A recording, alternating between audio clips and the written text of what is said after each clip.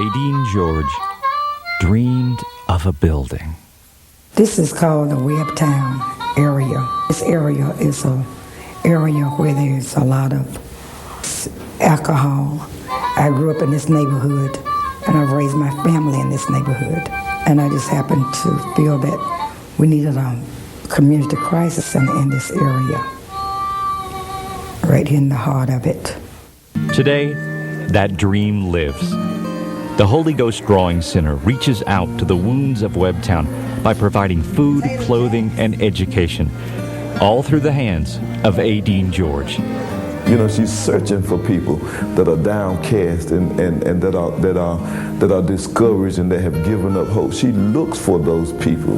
There were times that she didn't know where I was at, but if she knew, she would come and get me and make arrangements for me to have somewhere to stay that night. And she just reaches out to the elderly and to the children and to the young men and the young women. She takes people that are sort of at the bottom of the barrel in society and gives them a chance in life. From the very beginning, Adeen was certain of one thing. I know I've got to build a building. I've got to have a place for people that was on drugs after being put out of their homes and after being put out of prison, that they needed somebody.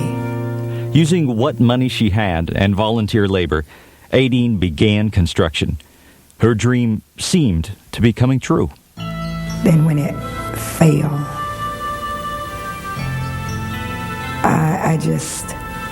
I just couldn't believe that. I guess I was looking at God. Why would you let this happen? And the saddest part about it is that we had no insurance, but people started giving us money, you know, and we got it back up. Oh, you know, I was excited. I was excited again. And I was walking through here one day, walking through the building, just rejoicing and looking up and just so happy. And I know it wasn't 30, I had not been from under this building 30 minutes when one of the ladies that was the chairperson for this fundraiser, the Samaritan fundraiser, she came to my house, and I was fixing my husband's dinner. And she said, again? I said, what are you talking about? She said, the building fell again?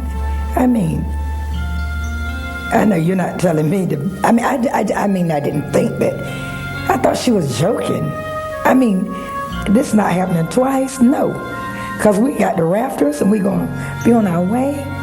And she said, Mrs. George, the building has fallen again. She said, the policemen are out there, news reporters are out there. So she said to me, she said, let me take you because they're asking for you. And I was so ashamed. I said, I tell you what you do. Take me to the back of the building.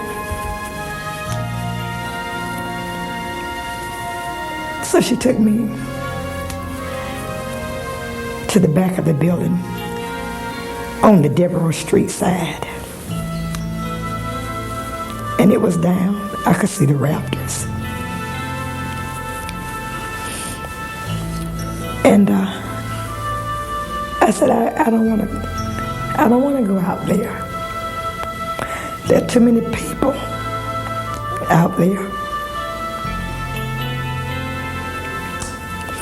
And but anyway, I know I had to. I'll never forget one of the news reporters from News August said to me, it's going to be all right. You did it before. You'll do it again. And she did. Finally, with help from the community, Adeen's dream became reality. People came from everywhere, white and black, came to our rescue to help. And God erected this building, and they came and they rallied around us. And here's the results. 16 times 1 is 16. Through the center, Adeen has changed people's lives. Before I began coming to the center, I was a drug user, a drug abuser. I was bound by alcoholism. At the time that I came in contact with the Holy Ghost Drawing Center, I was homeless. Many times people used to have to pick me up and carry me home and put me in the bed. And I'd wake up the next morning and have no recollection of it, you know, and find myself waking up in different places, just out in the street, under trees and on people's porches and laying in people's yards and different things like that. And had virtually given up. Many times I would come in contact with them, come to the center, and I may have been drinking that day or using drugs that day, and they never turned me away, but they always sat me down and they talked with me, and they were very patient, and they were very loving, and they were very caring. Somebody asked me, said, "Don't you really, really want your life to change?" And it was as if something had exploded. It was as if they had touched the very heart of me. And I could only answer in truth, because I really, really wanted a change in my life. And I said, yes, I really feel like that had she not come into my life, that I may have been somewhere on the street, dead. Adeen was able to put her hands on my life and transform my life. That is a miracle. And it's all how you go to them. And you have to go to them in love. Even sometimes when I'm talking to them, they're cursing, "What you out here for? Don't bother me." And when they say that to you, you just say, "I love you," and just walk away. And many times, those people have came back to me. There are people today in all races. They don't want to be bothered with these people.